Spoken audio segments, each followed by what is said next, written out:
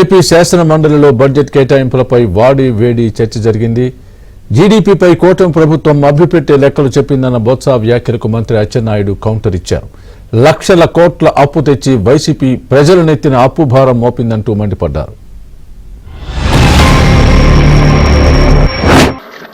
Vision డాక్యుమెంట్కి ఇచ్చిన దాంట్లో మీరు 47కి ఇచ్చింది, మనం వచ్చి ఈ దీంట్లో మరి కేశవ్ గారు మరి ఫైనాన్స్ మినిస్టర్ గారు మరి ఎంత పెట్టారు, కానీ అంత డాలర్స్ లోను బిలియన్స్ లోను ట్రిలియన్స్ లోను పెట్టారు. విజన్ డాక్యుమెంట్ చూడండి, విజన్ డాక్యుమెంట్ లో 10 సంవత్సరాల్లో ఏం జరుగుతుంది బడ్జెట్ లో పెట్టలే, బడ్జెట్ డాక్యుమెంట్ లో మీ స్పీచ్ లో తమ స్పీచ్ లో ఉంది అధ్యక్ష బడ్జెట్ తమ స్పీచ్ లో గవర్నర్ స్పీచ్ దీంట్లో పెట్టారు చూడండి. ఏ రకం పెట్టారు తెలుసా అధ్యక్ష? జీడిపి వచ్చి ఇప్పుడు మనకున్నది, మన జీడిపిని ఇప్పుడు 170 బిలియన్లు డాలర్స్ వచ్చి ఉంది. 150 బిలియన్ డాలర్స్ అంటే 14.2 లక్షల కోట్లు.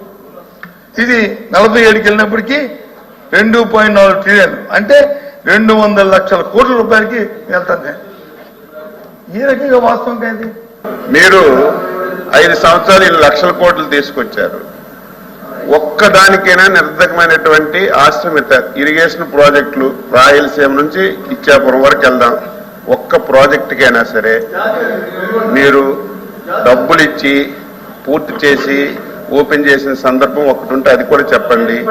ఈ రాష్ట్రంలో రహదారులన్నీ చెప్పాలి, అవి కూడా చెప్పాలి అధ్యక్ష, అవి కూడా చెప్పాలి. రహదారులు మీకు తెలుసు, నాకు తెలుసు,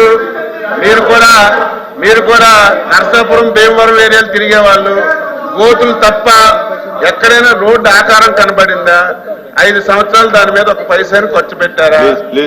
వ్యవసాయ రంగం ఒక రైతు భరోసా తప్ప వ్యవసాయ రంగానికి అవి కూడా చెప్పనండి, తెలియాలి కదా.